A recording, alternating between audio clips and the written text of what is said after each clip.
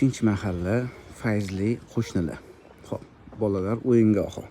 Har tomonlama qulay lokatsiya. Metro, avtotransport, hamma shart-sharoit, bog'cha, maktab, hammasi mana shu yon atrofda joylashgan. Yangi hayot hududiga yetib kelganman. Xo'p, uyimiz 4-qavatda 2 xonali 43 kvadrat metrli plus 6 kvadratli podvali ham bor. Ya'ni sizlarga klozovani ham bor. Xo'p, endi to'liq ma'lumot tepada beraman. Qani ketdi. Yosh oilaga tayyor 2 xonali uy qidirganlar uchun sizlarga 43 kvadratli xonadon topib qo'ydim. 2 xonali bu spalnimiz, ota-onalar yotoqxonasi. Bu yoqda bo'lsa zalimizdan detskiy o'rnida foydalanishgan ko'rib turganlaridek. Ikkita karavot, shkaf, bemalol yana bolalar o'ynashiga ham joy qolgan. Xo'p, bu yoqda kuxnyamizni ham stroyli mebellar qilib, chiroyli qilib, mana bu o'tiradigan joylarni bemalol qoldirib, sharoit qo'yishgan ekan.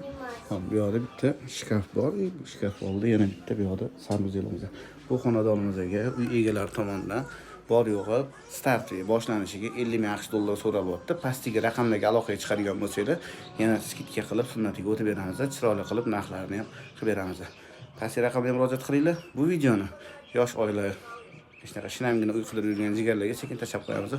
Aralashib obzorga obuna bo'lib, podpiska tashlash esingizdan chiqmasin. Hammaga rahmat.